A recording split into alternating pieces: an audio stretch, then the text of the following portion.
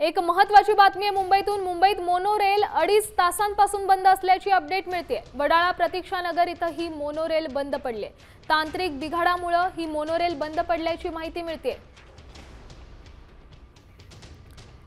सध्या अधिकची माहिती देण्यासाठी आपले प्रतिनिधी भरत मोहोळकर आपल्या सोबत जोडले गेलेत। नक्की सध्या मोनोरेलची काय स्थिती आहे, तुम्ही सध्या कुठे आहात आणि काय अधिकची अपडेट आहे?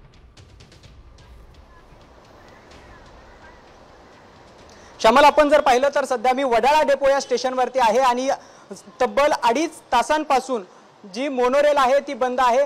आठवड्याचा पहिला दिवस आहे, सोमवार असल्यामुळे आज मोठ्या प्रमाणावरती वाहतूक ही मोनोरेल आणि मेट्रोच्या माध्यमातून होत असते। मात्र जर आपण पाहिलं तर सध्या वडाळा डेपो या ठिकाणी आपण आहोत आणि याच ठिकाणी मोनोरेलमध्ये तांत्रिक बिघाड झाला होता। तांत्रिक ग्लिच आल्यामुळे मोनोरेल बंद पडल्याचं आपल्याला PRO कडून सांगण्यात आलंय। त्यांच्याकडून असंही सांगण्यात येतंय की आम्ही एक मोनोरेल पूल करून तिथून बाहेर काढली, मात्र त्यानंतर मोठ्या प्रमाणावरती लोकांची गर्दी जमली होती आणि अखेर तब्बल 2 तासांपासून लोकांना या ठिकाणाहून बाहेर काढलेलं आहे। सध्या लोकांचा या ठिकाणी शुकशुकाट असल्याचं पाहायला मिळतंय।